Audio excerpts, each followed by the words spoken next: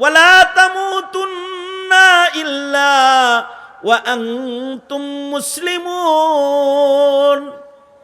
আল্লাহ বলেন আমাকে ভয় করার মতন ভয় করো।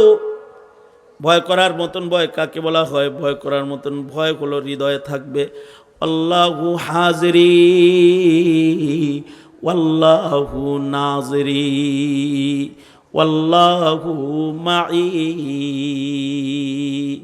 আল্লাহ আমার সাথে আছে, এখানেও আল্লাহ তাআলা আছে, আল্লাহ তাআলা আমাকে দেখতাছে।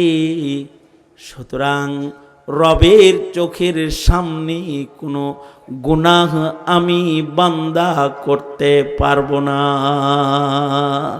হাক্কা তুকাতি, রবের চোখের সামনে কোনো গুনাহ করা আমার জন্য সম্ভব নয়। বুঝে থাকলে বলুন তো, যেখানে কেউ নাই সেখানেও একজন আছে, তিনি কে? এই আঙ্গুল উড়ে এখন এমনি করে এখন এমনি করে এখন, যে জায়গায় কেউ নাই সেখানেও কে আছে? জোরে বলেন।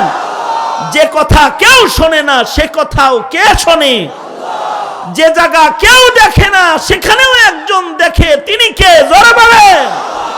হৃদয়ের সুপ্ত যে অবস্থা, চিন্তা ভাবনা ফেরেশতাও জানে না, হৃদয়ের ওই গোপন কথাও জানে কে? আল্লাহ। এমন পাওয়ারফুল রবের গোলাম তুমি, তাহলে তোমার হৃদয়ের ভয়টা কেমন হবে?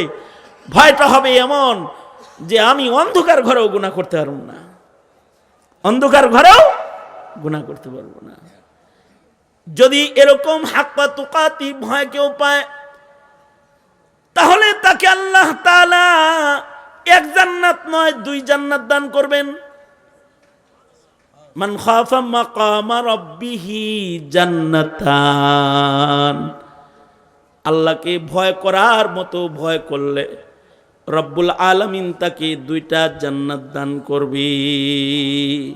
সুতরাং আল্লাহকে ভয় করার মতো ভয় করব ইনশাআল্লাহ। জোরে বলেন। তাহলে গুনাহ করব না ইনশাআল্লাহ, গুনাহ করব না, এটা হলো তাকওয়াল্লাহ। গুনাহ করব না, না প্রকাশ্যে না গোপনে। কারা কারা গুনাহ করুম না ইনশাআল্লাহ?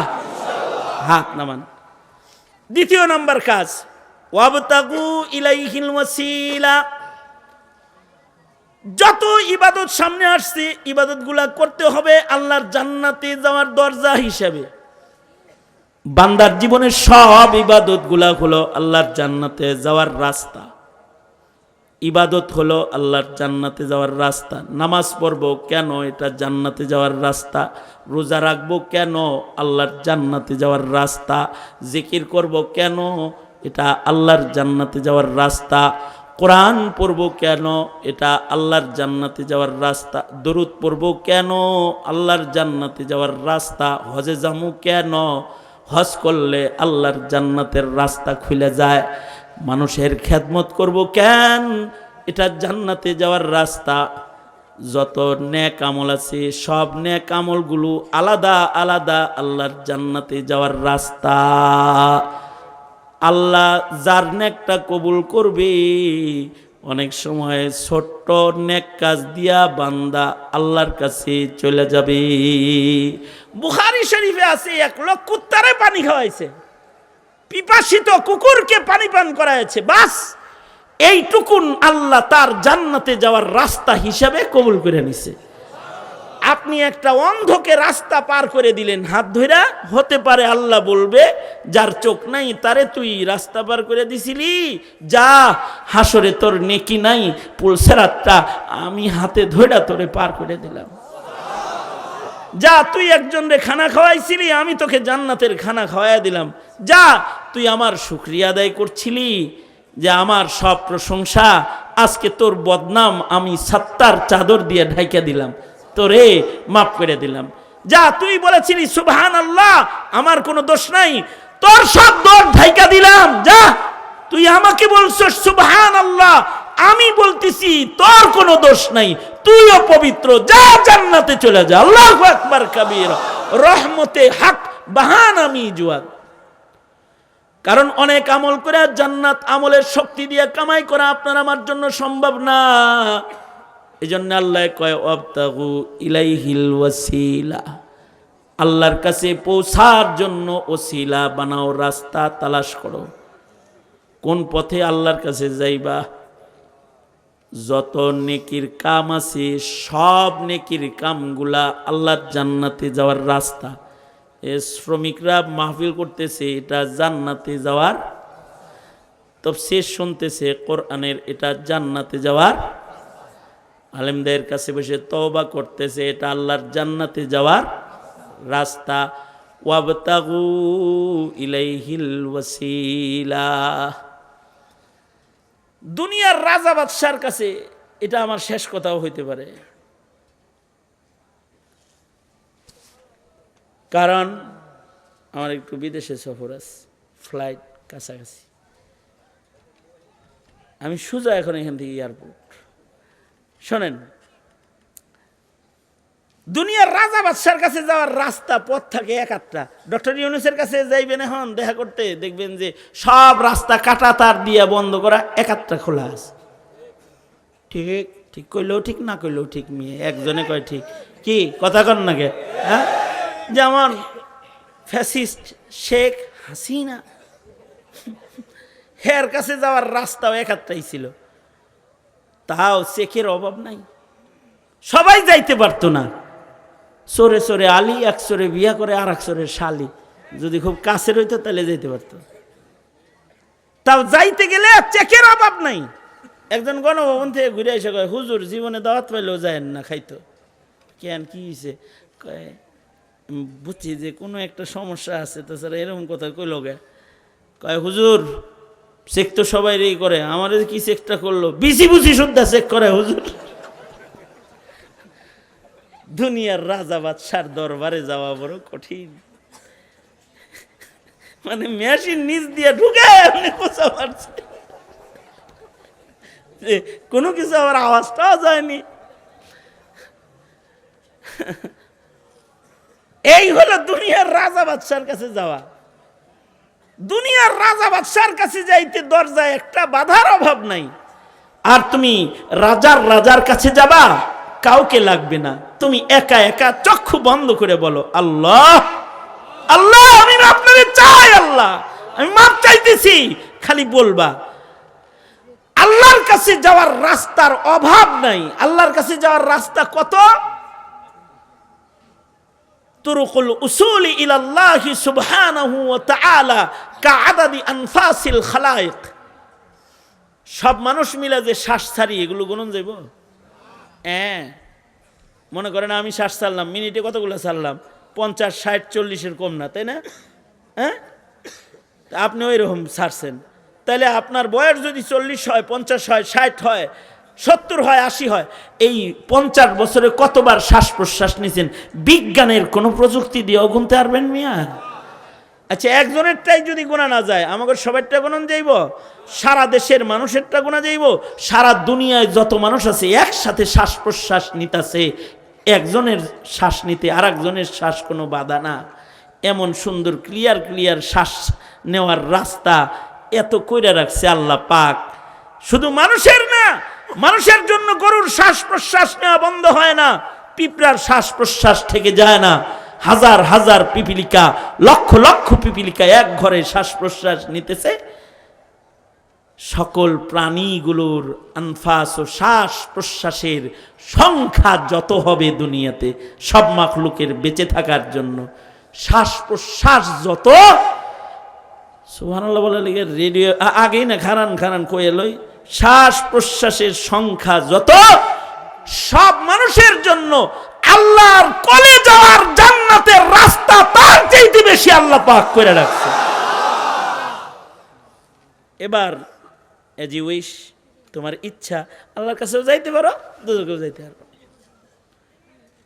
কিন্তু আল্লাহ পাক বলেন, তুমি যদি মাত্র 3 কাম করো, তুমি আল্লাহর কাছে চলে যেতে পারবা। 1 নাম্বার, ইত্তাকুল্লাহ, ভয় করব কাকে? আর ওয়াবতাগু ইলাইহিল ওয়াসিলা, নেক কাজ করবা ইনশাআল্লাহ। কারণ নেক কাজ আল্লাহর জান্নাতে যাওয়ার রাস্তা। তাই নামাজ পড়বা, রোজা রাখবা, হজ যাকাত আদায় করবা, যুব সমাজ পরের খেদমত করবা, মানুষের উপকার করবা, জুলুম করবা না।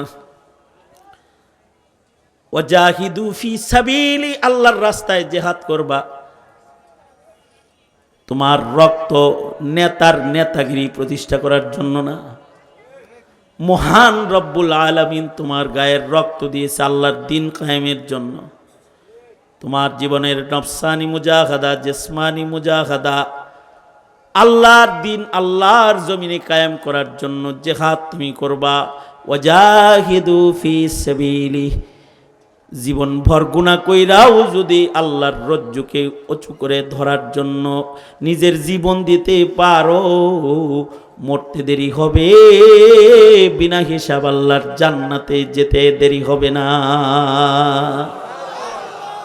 সুতরাং আল্লাহর দেয়া জীবন, যৌবন, রক্ত এগুলো কোনো ব্যক্তির জন্য ব্যয় কইরা ধরা খাওয়ার দরকার নেই, আল্লাহ পাওয়ার জন্য ব্যয় করো।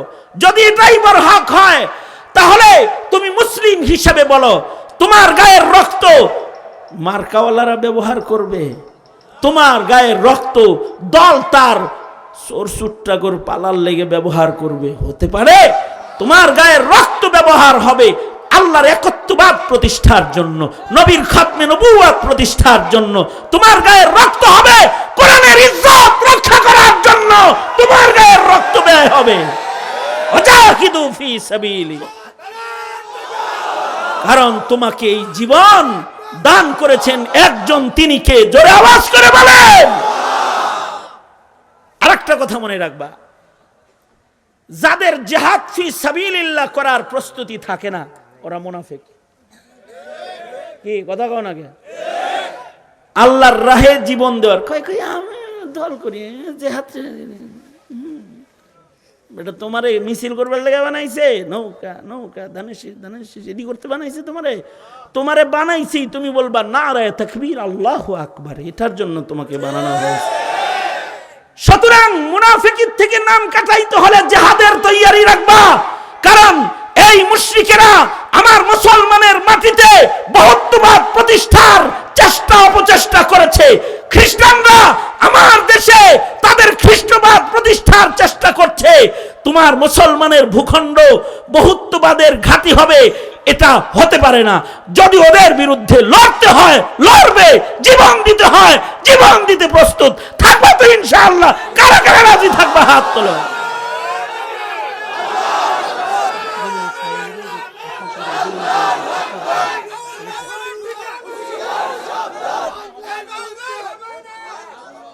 এই বাউল সরকারের মতো একটা মূর্খ,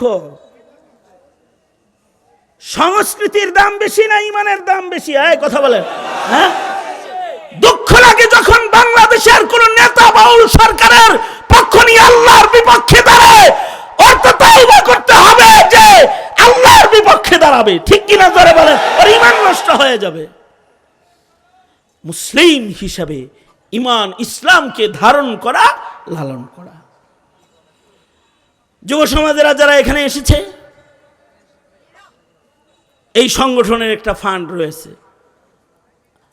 2 মিনিট সময় দিলাম দোয়ার আগে। আমার পরে আরো কেউ বক্তা আছে? আর কেউ নাই? আমি শেষ। এখন তাহলে তওবা হবে, দোয়া হবে। দোয়ার পূর্বে একটু ভেতরে চক্কর লাগাবো এই সংগঠনটার ফান্ডকে মজবুত করে রাখতে, যাতে এরা হিলফুল ফুজুল নবীর নামের সংগঠনের মতো নেকির কাজ করার একটা শক্তি সামর্থ্য সবসময় রাখে।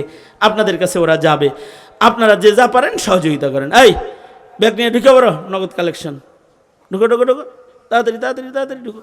সবাই বিসমিল্লাহ বললে পকেটে হাত দিয়ে দেন, পকেটে হাত দেন, পকেটে হাত দেন, দেন দেন দেন। এই সাদকার আমলটা করেন এক ফাঁক দিয়া, আর আমার সাথে ইসালে সওয়াবের নিয়তে একবার সূরা ফাতিহা, 3 বার সূরা ইখলাস পড়েন। আউযু বিল্লাহি মিনাশ শাইতানির রাজিম, বিসমিল্লাহির রহমানির রহিম, আলহামদুলিল্লাহি রাব্বিল আলামিন, আর রহমানির রহিম, মালিকি ইয়াউমিদ্দিন, إياك نعبد وإياك نستعين اهدنا الصراط المستقيم صراط الذين أنعمت عليهم غير المغضوب عليهم ولا الضالين آمين بسم الله الرحمن الرحيم قل هو الله أحد الله الصمد لم يلد ولم يولد ولم يكن له كفوا أحد بسم الله الرحمن الرحيم قل هو الله أحد الله الصمد لم يلد ولم يولد ولم يكن له كفوا أحد بسم الله الرحمن الرحيم قل هو الله أحد الله الصمد لم يلد ولم يولد ولم يكن له كفوا أحد درود شريف পড়েন সাল্লাল্লাহু আলা সাইয়্যিদিনা ওয়া মাওলানা মুহাম্মদ ওয়া আলা আলিহি ওয়া আসহাবিহি ওয়া বারিক ওয়া সাল্লিম সাল্লাল্লাহু আলা সাইয়্যিদিনা ওয়া মাওলানা মুহাম্মদ ওয়া আলা আলিহি ওয়া আসহাবিহি وبارك وسلم الحمد لله رب العالمين والصلاة والسلام على سيد الأنبياء والمرسلين محمد وعلى آله وأصحابه أجمعين রব্বুল আলামিন শ্রমিকেরা মাহফিলটার আয়োজন করেছে, কোরআনের মেলা জমেছে। ওলামায়ে দিন কোরআনে কারীম হাদিস শরীফ থেকে বয়ান করে তোমার বান্দাদের কানে পৌঁছায় দিয়েছে। ইয়া আল্লাহ, তওবার নিয়তে সবাই এক জায়গায় লজ্জিত হয়ে আমরা বসেছি। ভিক্ষুকের মতো তোমার দরবারে দুইটা হাত বাড়ায় ধরেছি, জীবনের গুনার কথা স্মরণ করে তোমার কাছে লজ্জিত স্বরে বলছি, আল্লাহ মাফ করে দাও। আল্লাহ রব্বুল আলামিন, জানা অজানা ছোট বড় সগীরা কবিরা সব গুনাহ মাফ করে দাও। হিলফুল ফুজুলকে কবুল মঞ্জুর করে নাও। রব্বুল আলামিন, আমাদের সালাম প্যারা নবীর রওজায়ে আতহারে পৌঁছায় দাও। রব্বুল আলামিন, আল্লাহ কার কি হাজাত, কার কি জরুরত তুমি জানো। সবার মনের নেক বাসনা পূরণ করে দাও। বেপানাহ কি পানাহ দাও, বেরুজি কি রুজি দাও। অশান্তি দূর করে শান্তির ফয়সালা করে দাও। ও আল্লাহ রব্বুল আলামিন, শ্রমিকদের জিন্দেগি বরকতপূর্ণ করে দাও। ওদের অল্প আয়ের ভেতরে অঢেল বারাকাত তুমি দান করো। আল্লাহ রব্বুল আলামিন, কামাই রুজি হালাল রিজকে বরকত ঢেলে দাও। ইয়া আল্লাহ, তোমার গোলামি তোমার বন্দি করার তৌফিক তাদের তুমি দান করো। রব্বুল আলামিন, জানি না কার মা নাই, কার বাবা নাই। নিজের হাতে অনেকে নিজের মা কবরে রাখছে, নিজের হাতে অনেকে নিজের বাপ কবরে রেখেছে। জীবনে কোনোদিন মা মা ডাক অনেকের নসিব হবে না। অনেকের বাবা নাই, আব্বা ডাক আর নসিব হবে না। ঈদের চাঁদ উঠলে সবাই বাড়ি গেল, তারা বাড়ির দিকে সফর করে না। দিলে বেদনা, বাড়ি যায় কি করবো, আব্বা আম্মা কয়ে বাড়তে কারে ডাক দিব, কেউ নাই।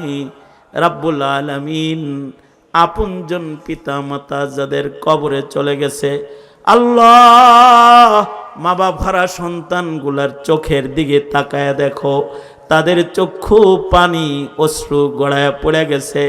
মরা মা মরা বাবার কথা স্মরণ হয়ে গেছে। আল্লাহ মেহেরবানি করে তাদের মা বাবার কবর জান্নাতের বাগান বানায় দাও। আল্লাহ যাদের আব্বা আম্মা আছে হায়াত বানায় দাও, বেশি বেশি খেদমত করতে পারে তৌফিক দাও। আমাদের সন্তানগুলাকে কবুল মঞ্জুর করে নাও। আমাদের ঘরে সাকিনা নাজিল করো, শান্তি দান করো, সুকুন ইতমিনান দান করো। পৃথিবীর নিকৃষ্ট জালেম ইসরায়েলকে হালাক করে দাও। আল্লাহ ফিলিস্তিন আজাদ করে দাও, মসজিদুল আকসাকে আজাদ করে দাও। মাতৃভূমি স্বাধীন সার্বভৌম বাংলাদেশকে, বাংলাদেশের স্বাধীনতার সার্বভৌমত্বকে রক্ষা করো। আল্লাহ যত কল্যাণ মঙ্গল সব দান করো, কল্যাণ অমঙ্গল হতে ধরে ধরে আমাদেরকে তুমি হেফাজত করো। হিলফুল ফুজুলের এই সম্মেলন কবুল করো। ইয়া আল্লাহ, প্রতি বছর এই মেলা তুমি জমায়ে দাও। রব্বুল আলামিন, দূর দারাজ থেকে যারা যেখান থেকে এসেছে, কদম কদম নেকি দিয়ে সকলকে ঘরে ফিরে দাও আল্লাহ। অনেক কিছু বলার, কল্যাণের দরজা খুলে দাও, কল্যাণ থেকে ধরে ধরে বাঁচাও। মৌতের দিনে আমাদের কষ্ট দিও না, সবার জবানি তুমি জারি করে দিও তোমার ওই মধুর কালিমা লা ইলাহা ইল্লাল্লাহু মুহাম্মাদুর রাসূলুল্লাহ। আসসালামু আলাইকুম ওয়া রাহমাতুল্লাহি ওয়া বারাকাতুহু। মুসাফা।